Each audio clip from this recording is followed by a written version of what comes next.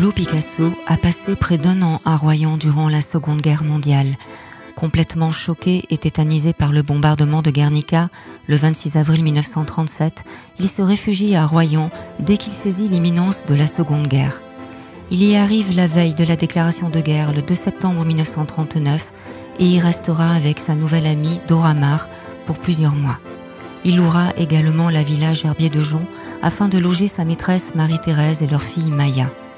Cette villa, située au-dessus du port, vers l'actuel restaurant La Siesta, a été détruite par les bombardements de 1945. Royan représente un havre de paix pour l'artiste, mais ce sera de courte durée puisque la ville devient interdite aux étrangers.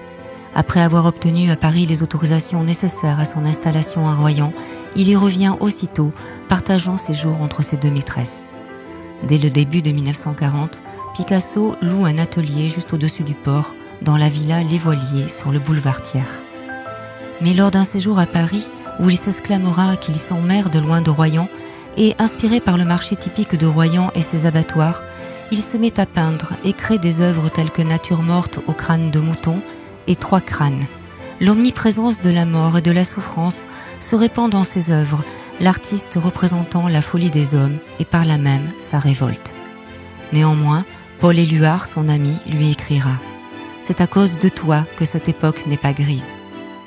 Le 15 août 1940, il peint son plus célèbre tableau créé à Royan, le Café des Bains, à l'emplacement de la Siesta. Quelques jours plus tard, Picasso quitte définitivement Royan et rentre à Paris. Il ne reverra jamais son atelier à l'intérieur de la villa Les Voiliers.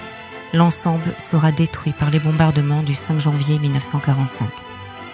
L'artiste nous a laissé une œuvre monumentale de ces quelques mois passés à Royan. Il produira durant cette période pas moins de 750 croquis, aquarelles, lavis, encre, gouache, huile.